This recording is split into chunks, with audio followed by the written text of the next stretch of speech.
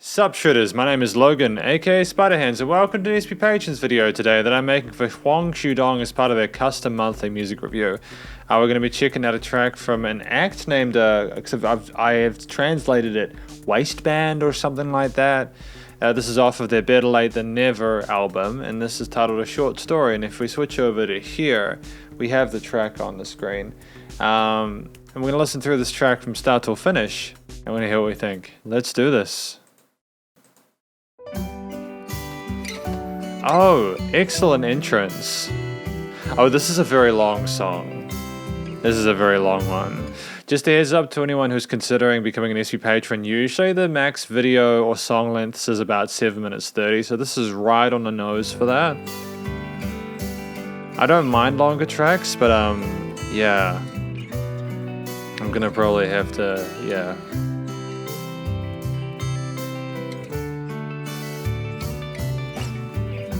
And I love the piano work, the guitars as well, they're nice and charming, everything's so colourful within the mix.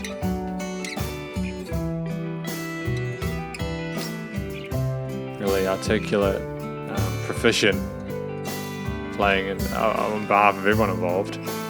Really interesting drum groove as well, you know, with those hi-hats and everything.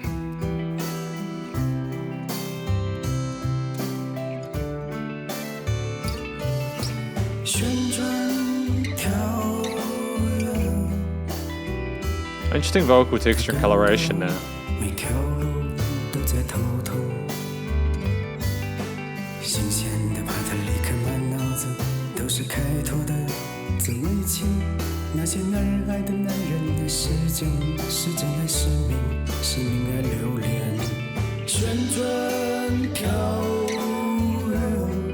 I wonder why so many songs in this part of the world are in a long form factor, whether it's just because we feel like that we need the real estate, or we are kind of interested in it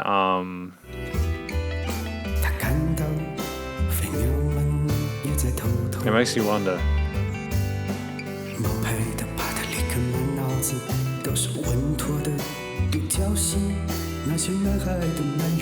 An interesting high-end resonance from those vocals as well. Like the vocals are coming through clearly. I don't know if it's so they could stand out.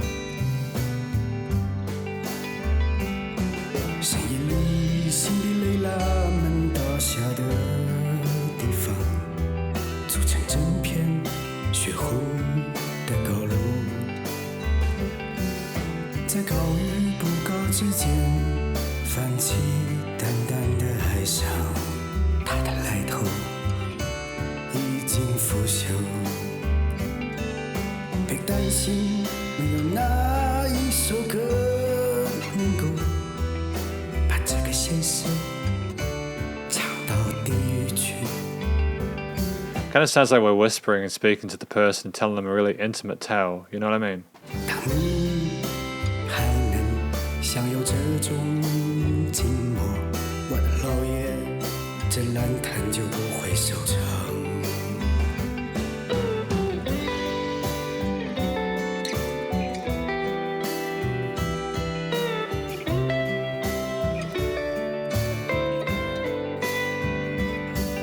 Really gorgeous lead line here. It's a nice alternative to the voicing we've had so far.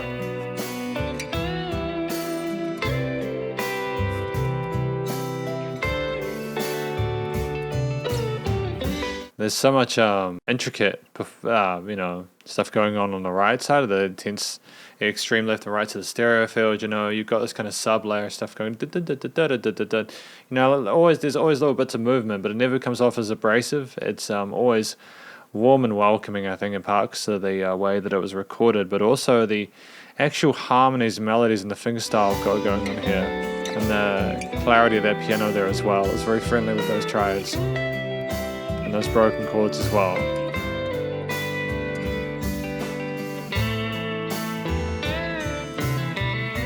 Is this like a modulation or representation of the original vocal part?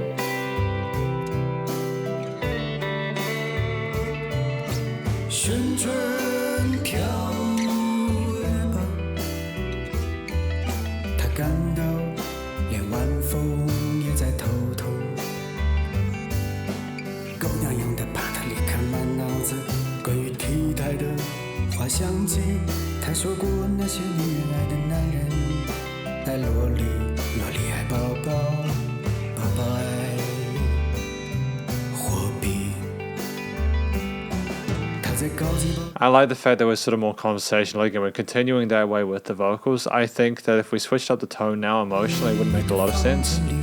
Even if I don't know what the lyrics are about necessarily, we do have lyrics the way provided by Hong Shudong, so thanks for that. 在有权和地皮上的真诚里，他是发达的肯定句，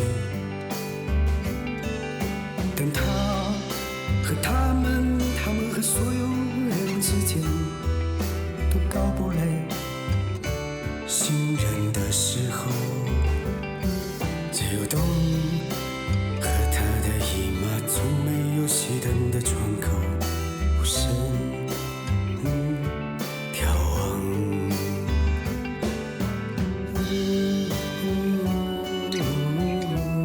We've got an organ there as well alongside the piano. That's a nice additional little layer here. Wonder how they decided to choose these different instruments and put them where they needed to be or where they wanted to be. It's you know, it's fascinating. Am I tripping? Hang on. What's going on here? What's happening? Why is this getting all weird? I thought my hearing was going out for a minute. What is happening here? I don't like the filtering. It's very weird. I don't like it. What is going on?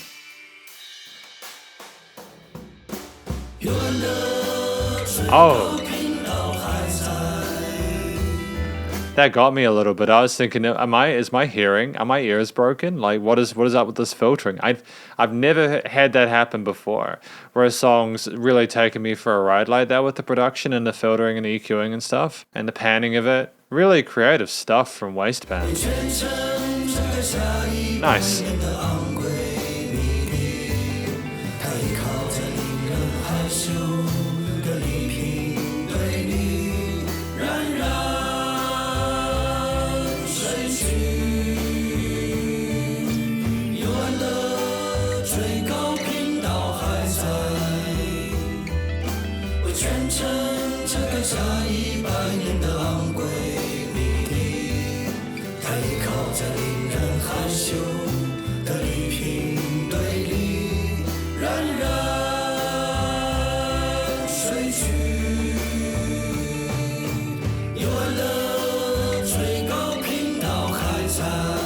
It's a nice elevation with these additional vocal layers here. It sounds more like the whole family is coming to chip in and show their support. We haven't had a lot adjusting ourselves here outside of like the original motif.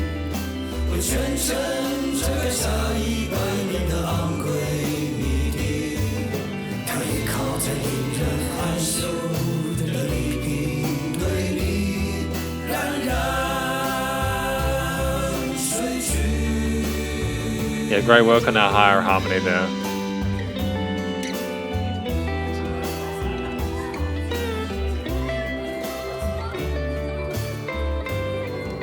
Really pretty theme here with those guitars and the piano. It's really chilled out and relaxed.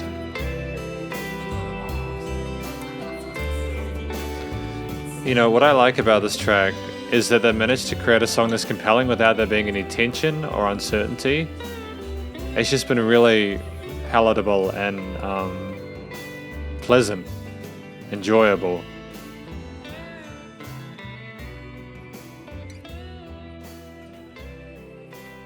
Those the brow, bow, you know, those are really pretty interval harmonies on the guitars.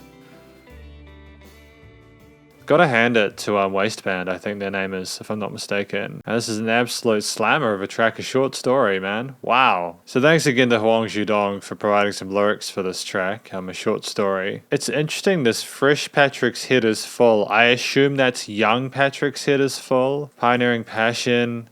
Lots of passion for life, I suppose. Is this him growing up and finding out about the world and everything like that? He felt that the birds had headaches too. Fake Patrick is full of ideas. It's all a safe one-man show. The machine loves the law is you. This is fascinating. I'm not quite sure how I'm supposed to feel about this or how I'm supposed to necessarily interpret it. Sheen loves the law is you. Where the Cinderellas fell in the middle of the night, make the whole field of red tall buildings. What? His sauce is rotten. What? I don't... Is this like a short story that's being told? What is the Cinderellas? Make the whole field of red tall buildings. No song can sing this reality to hell. So is it just someone talking stories that don't make sense or that can't be trusted? He leaned against a shy pile of presents, rising to sleep. What is this song about? I'm fascinated by it. Because this is the conclusion of my review of the SP Patrons video for Huang Zhudong of a short story by Waistband. What do I think of this track? I get the impression from what I read of the lyrics that we're talking about what men like and what women like and trying to understand the world and being overwhelmed by it. Maybe this is looking at a young person trying to understand what's happening around them and looking at their surroundings and how things change over time. And maybe this is their opinion and interpretation of it, and they go to a party and they tell people this stuff, and maybe they tell the story and the party's over because they told the story, and then eventually just things, they just go their separate ways. I would say it's open to interpretation, but I don't think it is. I'm sure there's like more of a specific thing rather than a nuance. But also, it seems like a track which is really intellectual, and I just firmly believe this is one of those tracks where I appreciate having the translated English lyrics. Don't get me wrong. But I think that this is maybe a track where if you understand the language natively, you're going to get the most kind of benefit out of it because you're going to be able to completely understand it. And I think there may be some key components I'm missing from the story.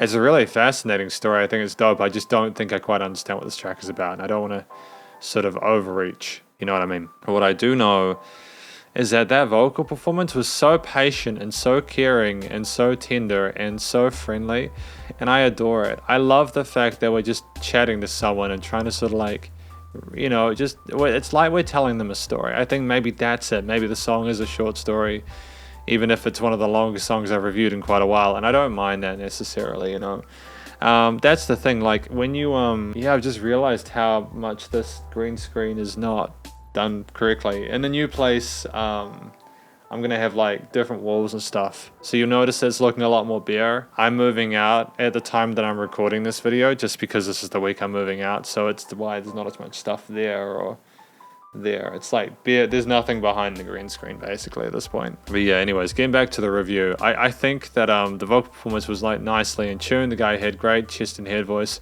really nice and present in the mix. Lots of love for what was going on there.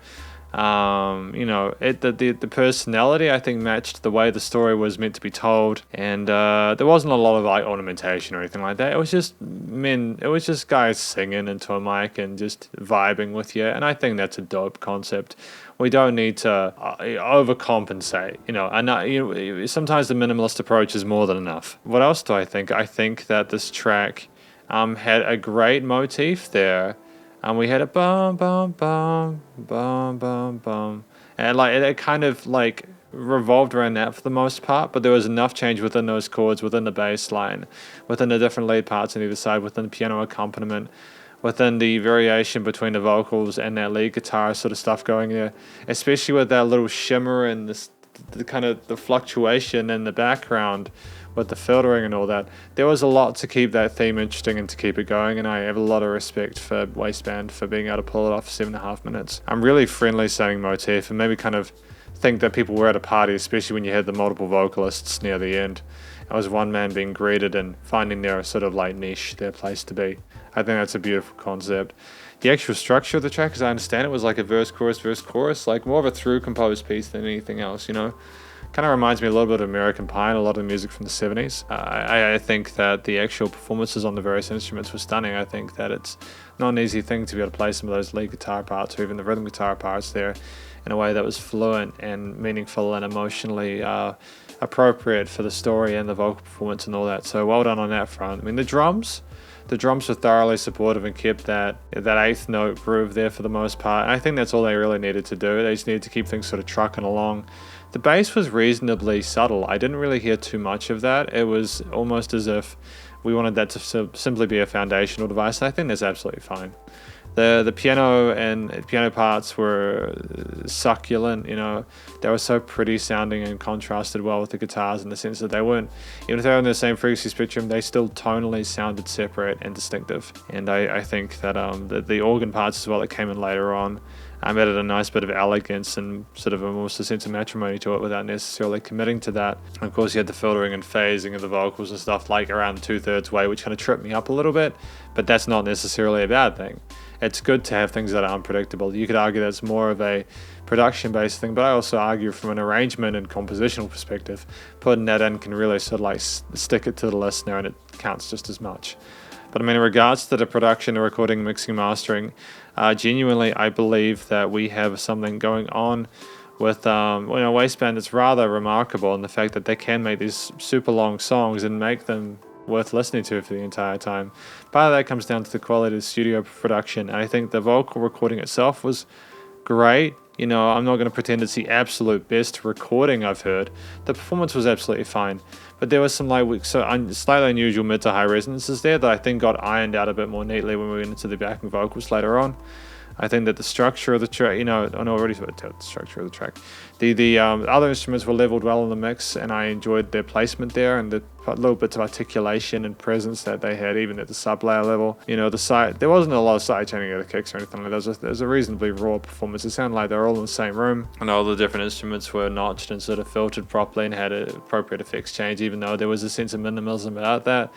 Aside from that really wishy kind of filtery part there, we kept the instruments sounding as raw and analog and acoustic as we needed them to be. I think that on top of that, we just had a situation with the actual limiting compression where it was nice and loud without pumping, and it was nice and wide in the stereo field, and things sounded notched in the frequency spectrum without being resonant. So thank you very much for watching this review of a short story by Waistband. Hopefully you enjoyed it. If you did, please do go show them some love via their various social medias and their Spotify page. Stay cool and stay safe, and please remember to support your local musicians and artists at this point in time, as either help more than ever with all the crazy stuff going on in the world, and I will catch you in the next review. Spiderhands Out.